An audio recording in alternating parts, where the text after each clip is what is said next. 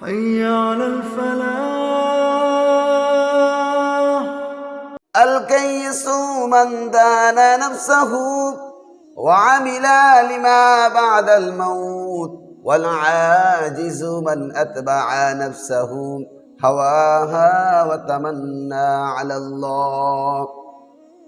পৃথিবীর ভিতরে যত মানুষ বসবাস করে এই মানুষদের ভিতরে আল্লাহ তাআলার কাছে ওই ব্যক্তি সবচেয়ে বড় জ্ঞানী, সব থেকে বড় বুদ্ধিমান এবং বিচক্ষণ মানুষ হলো তিনি, যিনি তার মৃত্যুর পরবর্তী সময়ের জন্য যিনি ভালো কাজগুলি করেন, সৎ কাজ করেন, নেকের কাজ করেন, গুনাহের কাজ থেকে দূরে থাকে, গুনাহের কাছ থেকে নিজেকে বাঁচিয়ে রাখে, ওই ব্যক্তি হলো আল্লাহ তাআলার কাছে সবচেয়ে বড় জ্ঞানী।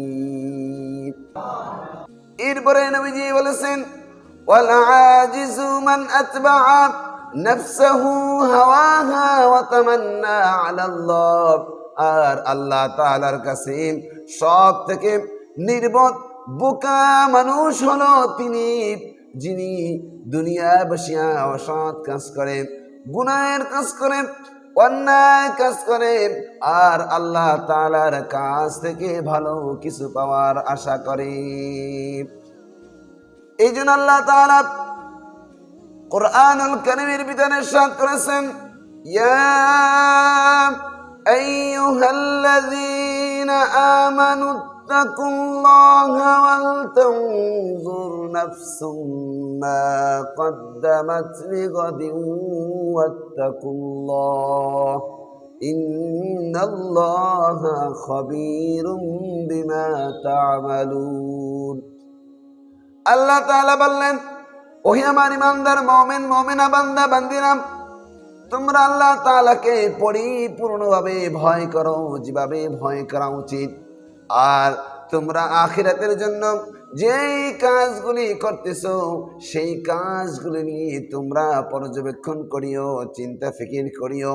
তুমি যেই কাজগুলি করো সেই কাজের মাধ্যমে তোমরা কিয়ামতের ময়দানে নাজাত পাবে কিনা। আর আল্লাহ তাআলাকে এই বিষয়ে তোমরা পরিপূর্ণভাবে ভয় করে চলিও। আর তোমরা দুনিয়ায় বসিয়া যেই কাজগুলি করো, ভালো কাজ করো নাকি খারাপ কাজ করো, সৎ কাজ করো নাকি অন্যায় কাজ করো, আমি আল্লাহ তাআলা তোমাদের প্রত্যেকটা কাজকে পর্যবেক্ষণ করতেছি। অন্য আয়াতের ভিতরে আল্লাহ তাআলা বললেন ইন্না আকরামাকুম ইনদাল্লাহি আতকাকুম। আমি আল্লাহ তাআলার কাছে ওই ব্যক্তি সবচেয়ে বেশি প্রিয়, আমি আল্লাহ তাআলা ওই বান্দাকে বেশি ভালোবাসি যিনি তোমাদের ভিতরে আমি আল্লাহ তাআলাকে ভয় করে বেশি। বলেন না সুবহানাল্লাহ। আল্লাহ তাআলার কাছে ধনীর কোনো দাম নাই, শিক্ষিত লোকের কোনো দাম নাই, সুন্দর মানুষের কোনো দাম নাই। আল্লাহ তাআলার কাছে ধনী মানুষের দাম আছে। ওই ধনী মানুষ যদি আল্লাহ তাআলাকে যদি পরিপূর্ণভাবে ভয় করে তাহলে ধনী মানুষের দাম আছে। আর ওই ধনী মানুষ যদি আল্লাহ তাআলাকে ভয় না করেন তাহলে ওই ধনী মানুষের দাম আল্লাহ তাআলার কাছে নাই। শিক্ষিত মানুষের দাম নাই, আবার শিক্ষিত মানুষের দাম আছে। ওই শিক্ষিত মানুষ যদি আল্লাহ তাআলাকে ভয় করে তাহলে তারও দাম আল্লাহ তাআলার কাছে আছে।